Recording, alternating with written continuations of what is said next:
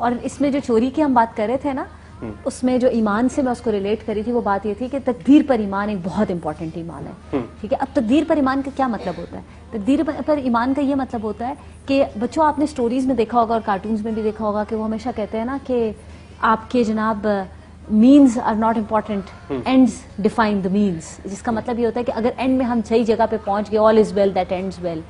इस्लाम की फिलॉसफी से थोड़ी सी डिफरेंट है। इस्लाम कहता है एंड तो डेस्टिनी है, एंड तो अल्लाह ने लिख दिया है, एंड तो डिसाइडेड है, उसमें human being can't do anything about the end, what they can do about is the mean to reach that end. तो जो द मेथड, द मेथडोलॉजी, जो रास्ता आप इख्तियार करते हैं आपको, वो बहुत इंपॉर्टेंट है। तो वो रास्ता, अब अगर आपके नसीब में लिखा था फॉर एग्जाम्पल कि आपको ज्योमेट्री केस मिलेगा, वो तो लिखा हुआ था अल्लाह ने। अब आपने चोरी करके ले लिया तो आपने बैड मीन इख्तियार कर लिए। आप चोरी ना भी करते तो वो आपके अगर हिस्से में होता तो आपको मिल जाता। इसमें मैं आपको एक छोटी सा वाकया बताती हूँ।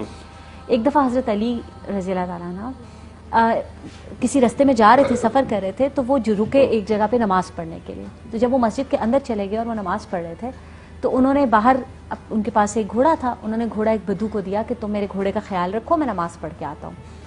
अब आप नमाज पढ़ रहे थे तो आपको नमाज के बाद आपने दुआ मांगी, तो दुआ के बाद आपने सोचा कि वो बदू इतनी देर बाहर खड़ा हुआ है, तो मैं जब यहाँ से उठूंगा तो मैं उसको 9 दिरहम इनाम के तौर पे दे दूंगा कि उसने मेरे घोड़े का ख्याल रखा है। तो आप बाहर गए तो आपने देखा कि वो बदू गायब था, और वो गायब भी था और उसने साथ घोड़े की रकाब चोरी कर ली थी, वो जो घोड़े के ऊपर जिस पे बैठते हैं ना। अब आपको बहुत दुख हुआ, आपने कहा कि ये तो नुकसान हो गया मेरा, वो ले गया साथ। तो आपने अपना घोड़ा पकड़ा और चलते चलते बाजार में चले गए। तो सबसे पहले एक रकाब ही की दुकान थी। आपने कहा रकाब खरीदते हैं। जब आप वहां खड़े हुए तो आपने देखा आप ही के घोड़े की रकाब वहां लटक रही है। आपने शॉपकीपर से पूछा कि ये कहाँ से आई? उसने कहा कि एक बद्दू अभी अभी आया था और वो ये 9 दिरहम की बेच के आया है।